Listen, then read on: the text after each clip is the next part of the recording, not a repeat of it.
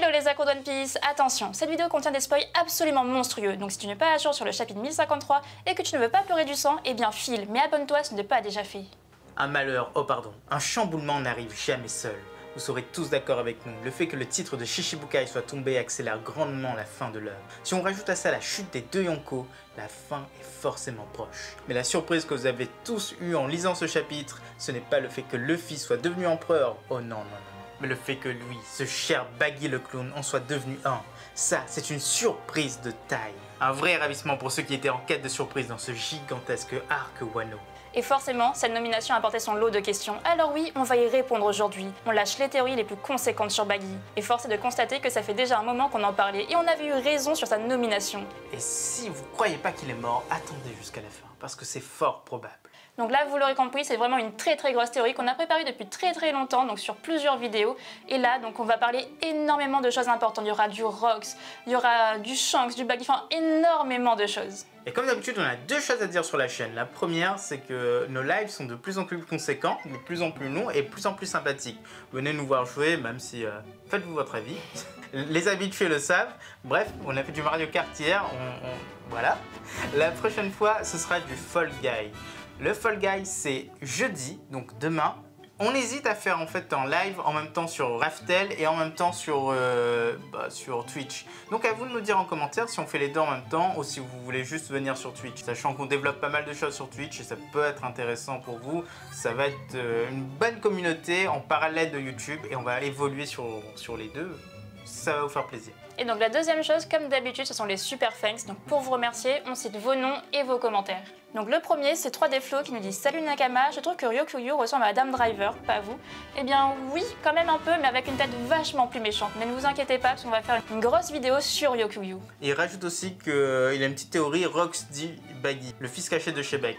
Ça va être très intéressant, on va sans doute en parler en fin de cette vidéo, vous inquiétez pas. Le deuxième super thanks, c'est Shrek le beau gosse qui dit Captain Baggy. Ah bah, il a raison et en plus la vidéo s'y prête. Et le dernier super thanks, c'est Nerod658 qui nous dit merci et merci encore. Continuez, vous êtes les best. Merci à toi Nakama. Merci à toi, ça me fait vraiment très plaisir. Et merci à vous tous, ça c'est l'important, tous les Nakama de la chaîne. Allez, place à la vidéo. Partie 1, son histoire. Baggy le clown a toujours été un clown, le pauvre quand même. Il est né avec cet attribut qui a fait de lui l'objet de tant de railleries. Mais si on met ce point de côté, il est comblé par la chance. Né sur Grand Line, il va par un miracle encore inconnu à ce jour rejoindre l'équipage de Roger. Ça, il faut l'avouer, c'est plus que de la chance, c'est une garantie de sécurité absolue. Ça te montre ce qu'il faut pour accéder au sommet du pouvoir. Il a même connu Oden, il a fait le fier face à Barbe Blanche pas mal de fois. Shanks surveillait ses arrières et lui, il surveillait celles de Shanks. Tout ça jusqu'à la dissolution de l'équipage. Après l'exécution de leur ancien capitaine, ils se sont disputés, il a refusé de suivre son ami. Lui, il a décidé de rester à East Blue, il a caché son passé et il a fait son propre équipage de bras cassés. Jusqu'au jour où Luffy est entré dans sa vie, source de tous ses problèmes. Oui, il a perdu et même pas volontairement. Alors après ses aventures avec Gaimon, il a filé retrouver ce petit arriviste. Et en chemin, il a croisé Ace, il a croisé la marine et il a fini à Impel Down. Oui, c'est vrai, on avait dit de la chance au début, mais ne vous inquiétez pas, ça va revenir. Car il ne va même pas y passer un mois. Luffy, en venant sauver Ace, va le libérer. Et lui, il va libérer tant de prisonniers pour pouvoir fuir. Il deviendra même leur chef. Une partie de son passé, celle liée à Roger, sera révélée par le gouvernement.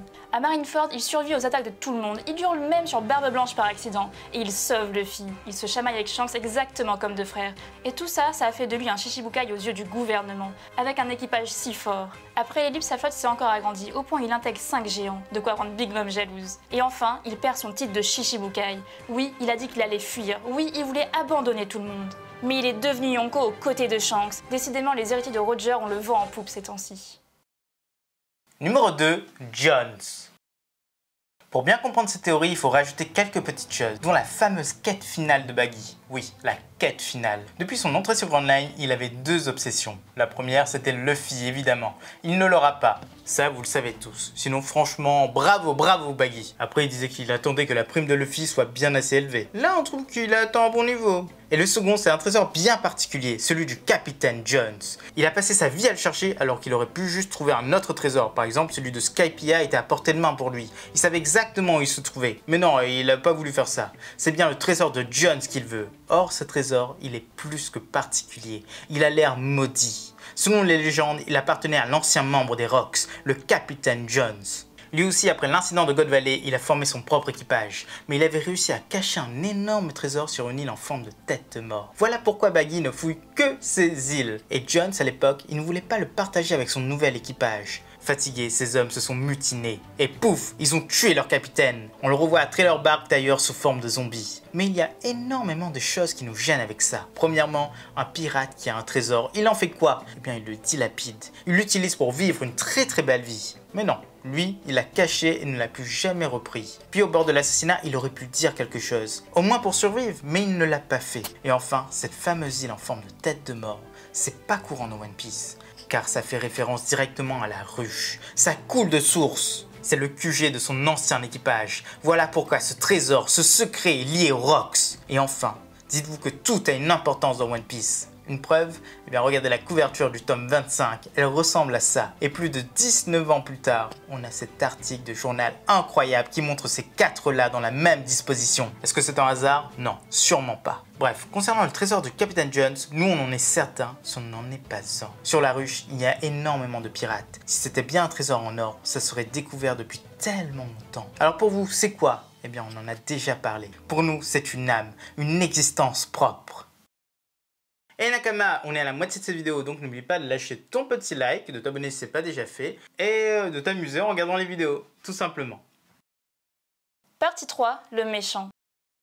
Oda nous tease tant de choses encore et encore. One Piece est devenu si vaste qu'il faudrait une vie entière pour se dire qu'on connaît tout sur le bout des doigts. Et là, il a lâché une phrase juste avant Wano. Le véritable ennemi de Luffy arrivera très bientôt, et il sera lié à Barbe Blanche. Nous, on avait toujours pensé à Teach, puis Im-sama est arrivé. Et enfin, on a eu l'introduction d'un nom plus légendaire encore, Rox dit Shebek. Ce monstre de puissance était vaincu à God Valley. Puis plus aucune nouvelle. A-t-il été fait prisonnier? Est-il mort? Eh bien, personne ne le sait. Des années plus tard, pas grand monde en parle, mais un homme semble être lié à lui, ou plutôt deux. Le premier, c'est Barbe Noire. Son navire principal s'intitule le Sable de Shebek. Et ensuite, eh bien, il y a Shanks, et sa théorie d'ailleurs, elle apparaît en haut à gauche. Et là, on a bien assez d'éléments, car si on mélange tout ça, il se passe quelque chose de magique. Baggy est arrivé sur la ruche, et il n'est plus du tout lui-même. Ce qu'il s'est passé. Au début de l'arc Impel Down, Baggy a reçu quelque chose de très important de la part de son ennemi juré. Un bracelet qui est en fait une carte. Celle qui ramène au trésor du Capitaine Jones. Or, comment pouvait-il savoir autant de choses sur ce trésor et sur la carte? Est-ce que ce sont des simples légendes? Non, forcément. Pour nous, Roger en a parlé. Il était au courant de ce qui s'était passé à l'époque sur God Valley. Baggy a entendu des brides, et lui, avide comme il est, il a pensé que c'était de l'argent. Et à la chute des Shichibukai, il a forcément réussi à prendre sa fuite. Sa faute l'a bien couvert et lui a trouvé une excuse. Alors lui, il a suivi la carte, car il ne l'avait pas fait avant, il n'avait pas cette utilité. Son titre comblait tous ses besoins, alors que là, il est retombé en tant que simple pirate. Et enfin, il a atteint la fameuse ruche. Et par chance, encore une fois, il est arrivé pile au bon moment. Le moment où Barbe Noire était partie. Et forcément, il avait le champ libre. Alors il a suivi la carte, il est tombé sur l'endroit où cet homme a été scellé. Car 38 ans auparavant, le tyran Rox dit Shebek était tombé à God Valley. Mais pour une raison encore inconnue, personne n'avait réussi à le tuer. Peut-être que l'homme est devenu immortel grâce au fruit de l'eau. Et ça fait un gros précédent. Voilà pourquoi tout le monde sait que le fruit de l'eau peut rendre immortel. Mais à l'époque, tous se sont mutinés contre leur capitaine. Oui, c'est assez logique en fait. Personne n'avait l'air d'être là de son plein gré. Tous avaient des buts différents. Barbe Blanche, Shiki, Capitaine Jones, Big Mom. Il y avait juste Kaido qui était heureux d'être là. Et d'ailleurs, personne ne parle plus de cet équipage. Hors de One Piece, peu importe ce qu'ils font, ils sont toujours fiers de leur pavillon. Mais une mutinerie, ça, c'est la honte absolue pour des pirates. Alors Big Mom, elle a utilisé son fruit pour extraire l'âme de Shebek, d'une façon ou d'une autre, et pour la transférer ailleurs. L'ensemble fut caché sur la ruche. Mais là, Big Mom est peut-être mort, et si c'est le cas, tout ce qui a trait à ce fruit doit disparaître avec elle. Oui, oui. Et oui, le sceau a totalement été levé depuis que Big Mom a été plongé dans le magma. Et l'âme, au moment précis où Baggy est arrivé pour prendre le soi-disant trésor, eh bien c'est le trésor qu'il a pris. L'âme a pris possession de Baggy. Ça peut paraître absurde, mais dans One Piece, les âmes scellées, eh bien c'est assez courant. Ce sont les fruits du démon. C'est exactement ça la définition.